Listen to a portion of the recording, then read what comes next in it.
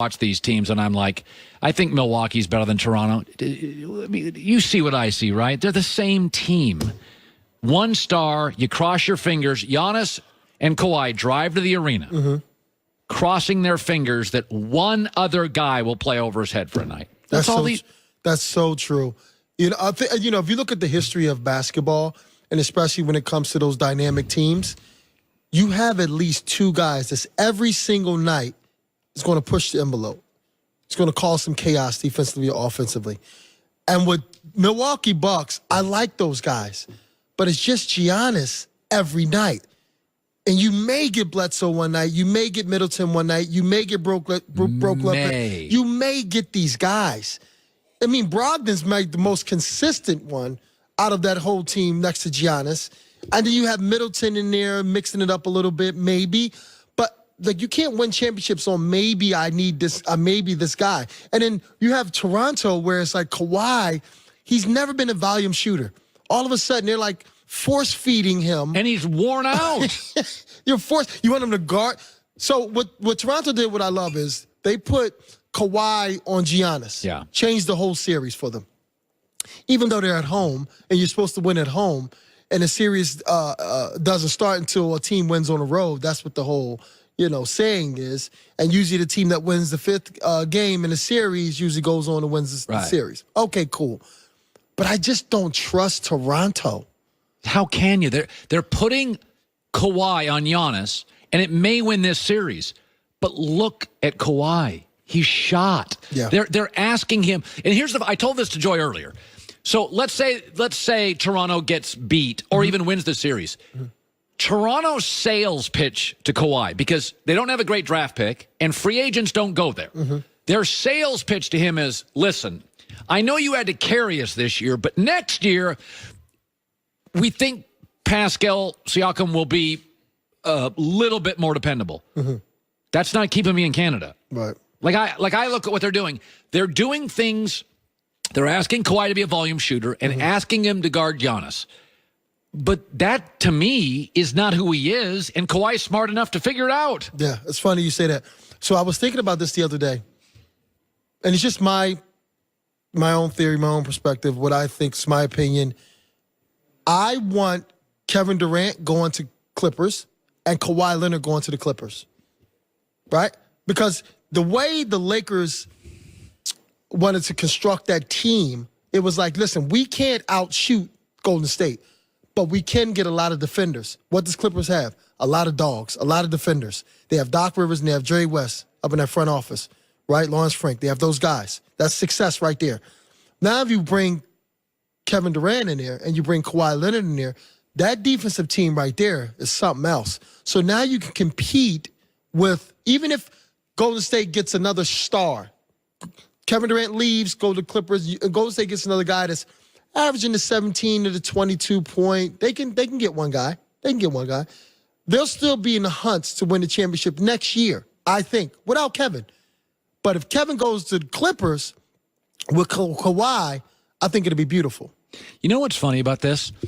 We were talking, think about just the NBA now, okay? And think about the Eastern Seaboard. Boston, New York, Brooklyn, and I could say D.C. Okay. Philadelphia. Okay. These five historic bedrock American cities, like historically relevant, Philly, New York, all this. Take out Miami, which has aqua water, no state tax, and warm winter weather. The NBA is a winter league. Right. I've been told for the last 15 years, everybody wants to play in New York. Anthony Davis, according to sources, doesn't want to play in Boston. Kyrie got traded there, now wants out. Washington hasn't landed anybody. Jimmy Butler got traded to Philly, may leave. Does everybody get what's happening? Now, suddenly, as we get closer to the decision, Kyrie, according to a story, would consider L.A. Kawhi wants to come to L.A. This is a winter league. In the last 20 years, find me the stars with options that chose the Eastern Seaboard. Right. They don't. Right, they don't. They don't. They choose warmer weather. Paul George could have gone anywhere. Yeah. He chose to stay. Well, LeBron did go to Cleveland. Well, that's his hometown. That's his hometown. That's his hometown. And he did that because there was some pressure and he wanted to challenge I'm himself. not saying there wasn't other reasons. But I mean, we keep falling for this. Oh, it's the Eastern Seaboard. None of these players appear to be fascinated with Boston, D.C., Philly. I mean, Ben Simmons spends his offseason out here with Kylie Jenner. Yeah. Jimmy Butler's in Los Angeles every 15 minutes. Every time I go to Craig's in Hollywood, Jimmy Butler. Yeah, Mark Wahlberg's his best friend, and Jimmy does business with those guys and golf. He wants to be here. I mean, you're a former player. Yeah, he wants to be here. Everybody wants to be here. Why? Why do you live here? Well, my kids. Okay. Well, no, seriously, no, not to be funny. I love L.A. I love the weather. I love the lifestyle. You know, it just, for me, it just keeps you in shape because you see everybody, you see the warm weather, the ocean, riding bikes, hiking. Like, you want to be around that. If I'm in New York or Boston or Philly, like, you can't do that a lot. It's depressing. And they're small states with I'm from Philadelphia. I love Philly. Right. My guys. But, like, it's just, you know. It's jammed up. Yeah, it's just too much. Not a lot of space. Yeah. It's just funny. We're all into this thing about KD and this and that. Quality of life for people with options matters. Silicon Valley is the new Wall Street. Right. Silicon Valley now creates narratives in America. Wall Street doesn't. Right. So it's just like, you know, the longer we are a country, you know, when you first have a country, the epicenter of America for the first 75 years was Northeast. Right. And now all of a sudden people have, because of, they say, air conditioning, factories, lots of Americans have moved into the South and hotter climates. I mean, if you didn't have air conditioning, you wouldn't have Arizona. Right. You wouldn't have, you know, a lot of these states nobody would live in. Well, you got to think about it too, right? When I came to the Clippers in 05-06, there wasn't an attractive place to come. And I was a free agent that, you know, I had a name for myself or whatever it is, and I could have picked other places, but I chose L.A. just for the challenge of myself, okay? One of the reasons, because it's warm. But no one can really just, no big-time free agent was going to go to the Lakers with Kobe being there because they want to beat Kobe.